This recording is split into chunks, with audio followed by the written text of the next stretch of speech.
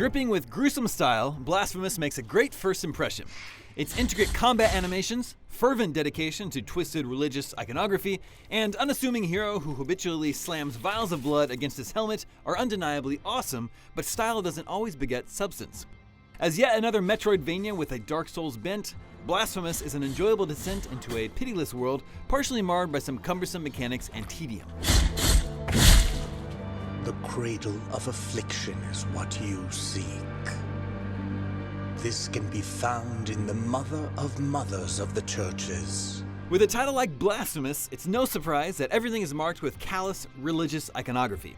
The silent hero known as the Penitent One must repent for the sins of the world, and this non-linear adventure features quite a number of twisted environments, deranged enemies, and riddle-like dialogue that paints a distinct and ultimately unsettling picture of what that world is like. Each area on the sprawling map has a unique batch of foes roaming the halls. There are some repeats and reskins, but generally the enemies at least look different. Combat is mostly a reactive experience, often turning into an engaging but robotic game of cat and mouse as you rush in, get a couple of hits with your trusty longsword, then either parry or dodge incoming attacks. Parries are particularly satisfying as they lead to a brief slowdown in time and a devastating counterattack, though the window to successfully parry feels a bit too forgiving, taking away some of the skill behind triggering it.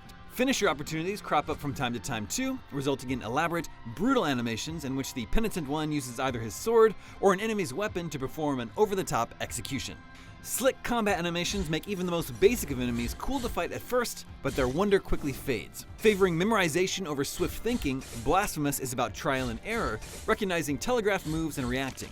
Over time, especially when backtracking, once exciting encounters start to feel routine. With little in the way of platforming challenges and only the slightest of puzzles to speak of, Blasphemous relies heavily on its combat. When first visiting a new area, everything is fresh and exciting, but once you spend a bit of time there, that freshness turns stale.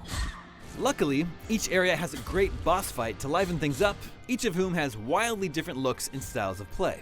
Some of the boss fights are marvels that really take advantage of Blasphemous combat strengths, and almost all of them are ridiculously creepy. By and large, the boss fights are engaging and tough but fair. But sometimes one or two hits can annoyingly condemn you to death thanks to a prolonged falling animation that keeps you stagnant long enough for the boss to hit you again. Sword upgrades spice up the combat, adding new attack animations, charge attacks, and upward slashing finishers. All of these naturally fit in with the fine-tuned basic maneuvers. Sadly, other aspects of Blasphemous combat systems are somewhat impractical and borderline superfluous. Magic abilities called prayers drain your fervor meter, calling in lightning strikes, increasing your attack speed, and more. Unfortunately, activating a prayer initiates an overly long animation that leaves you vulnerable, which often makes trying to use them more trouble than they are worth. And since the central penalty for death is that your prayer's fervor meter shrinks, dying doesn't feel as consequential as it probably should. Three other categories of items, rosary beads, relics, and mea culpa hearts, can be found in chests, hidden passageways, and areas that require some quick-footed platforming or adept combat skills to reach. These are the expected defense buffs, attack boosters, and health boosters, offering a compelling reason to explore off the beaten path.